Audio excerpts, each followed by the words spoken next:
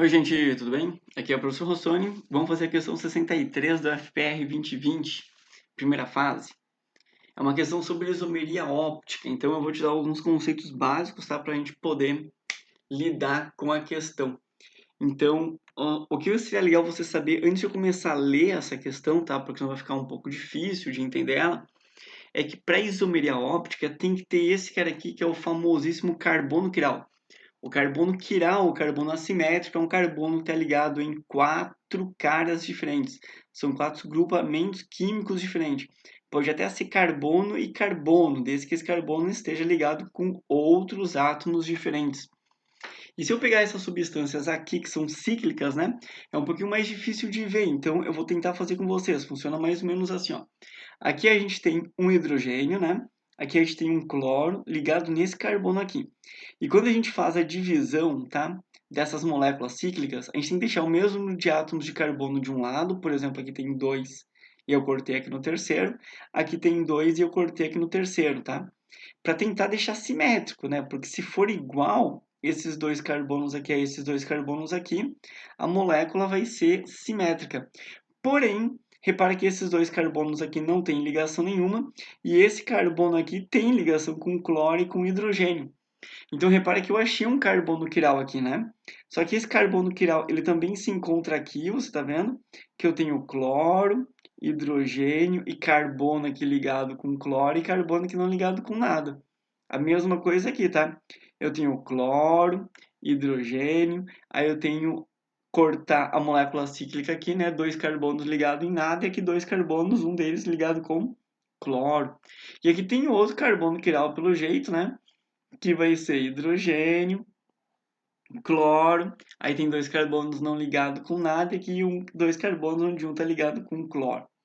Bom, só que além disso, essa molécula não tem só um carbono quiral, né? Ela tem dois carbonos quirais. Então eu vou tentar te mostrar aqui onde é que está o outro carbono quiral, tá? Que é esse carbono aqui. Então esse carbono aqui está ligado com cloro, com hidrogênio. E eu vou fazer a mesma coisa que eu fiz com o outro carbono, tá? Cortar essa molécula de um jeito, né, simétrico, né? Dois carbonos que não estão ligados em nada e aqui dois carbonos onde um deles está ligado com esse cloro vermelho. Então realmente esse aqui também é um carbono quiral. Então a gente tem aqui dois carbonos quirais, né? Se eu tiver dois carbonos quirais, aí você tem que ter uma ideia, que tem uma fórmula proposta por Van Hoff, que ele vai dizer o seguinte, eu ia falar Van der Waals, mas não tem nada a ver. Proposto por Van Hoff, que é o seguinte, eu vou pegar o número de isômeros opticamente ativos, né, ver quantas moléculas tem, e só coloco aqui o N, né, é o número de carbonos quirais. Então, por exemplo, essa molécula aqui, ela seria 2 na 2, que teria 4 isômeros opticamente ativos, né, que desviam o plano da luz polarizada, né, plano da luz. Por isso que o nome da matéria é isomeria óptica. Tá, agora qual é o problema? É o seguinte, tá? Que o estudante, ele propôs as quatro estruturas mostradas na figura abaixo. E aí o professor ele diz para o estudante, cara, tem um engano aí, porque tem apenas três estruturas e não quatro. Só que como o estudante ele geralmente aprende essa fórmula aqui, né? Ele vai dizer, não, tem quatro estruturas, até montei elas aqui. Só que ocorreu um pequeno problema que eu consigo fazer com vocês a partir de agora, beleza? Então, vamos lá. Eu vou começar lendo aqui a letra E para explicar em cima disso, né? Então, mas lembrando que todas aqui as moléculas, a princípio, né, são moléculas que têm dois carbonos quirais, né? Todos são moléculas diferentes, mas vamos argumentar agora, tá? Ó, a 13 e 4 são enantiômeros? Então, quando aparecer essa palavrinha aqui, tá? Enantiômeros, enantiomorfos, enanciômeros, ou ainda par de antípodas ópticos, é quando as duas moléculas são imagem uma da outra. Então, além de ser isômeros ópticos, né? Se eu botar um espelho aqui, tu consegue ver que essa aqui está espelhado nessa. Então, isso é a isomeria óptica, né? Quando uma é imagem da outra. Tanto agora vamos imaginar o seguinte, que esse carbono aqui desvia algum valor aqui em graus, né? A luz polarizada, e esse aqui também. E a soma deu 45 graus positivo, tá? Um destrógeno. E esse aqui é o contrário, como a imagem da outra, né? Vai ser bem certinho o ângulo, mesmo ângulo, só que o contrário, menos 45. Então, o que acontece? Se eu montar uma mistura que tem 50% de cada um deles, o nome dessa mistura é chamada de mistura racêmica, ou racemato, ou ainda isômero inativo. Então, tudo que a gente está falando aqui na 3 na 4 é verdade, tá? Se aparecesse, 3 e 4 são enantiomórficos, só dizer assim. A 3 e 4 desviam um plano da luz polarizada para lados contrários, mas o mesmo valor. Sim. Forma mistura racêmica. Sim. É um par de um tipo das ópticos. Sim. Forma um racemato. Sim. Beleza? Agora vamos para a afirmação 2 e 3, são isômeros constitucionais. Não, se você reparar aqui, tá? O texto diz que a posição do cloro é no carbono 1 e 2. Então, como a posição é do carbono 1 e 2, só que eles são com configuração espacial diferente, né? Então, eles não são isômeros constitucionais. Esse isômero constitucional vale para isômero de posição, por exemplo, tá? E não mudou a posição é 1, 2, a posição aqui é 1, 2. O que mudou foi a configuração espacial. Por isso que a isomeria óptica é uma isomeria espacial.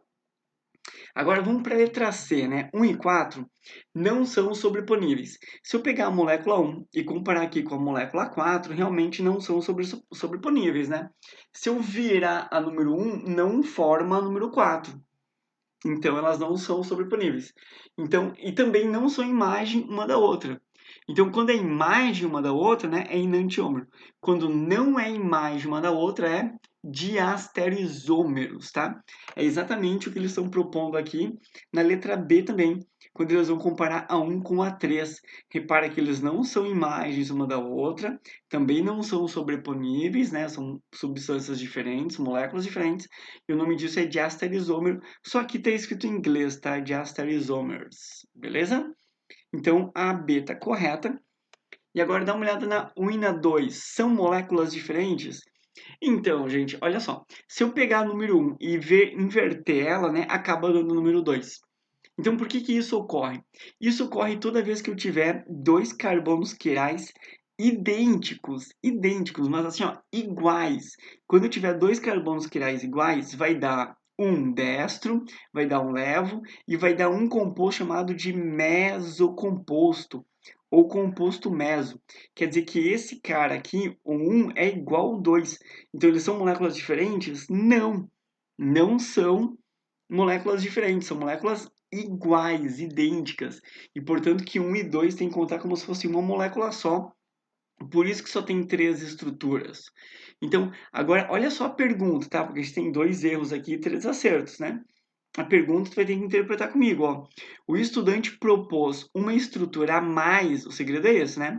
Ele propôs uma estrutura a mais, né? Ou a 1 ou a 2, porque considerou em sua resposta o quê?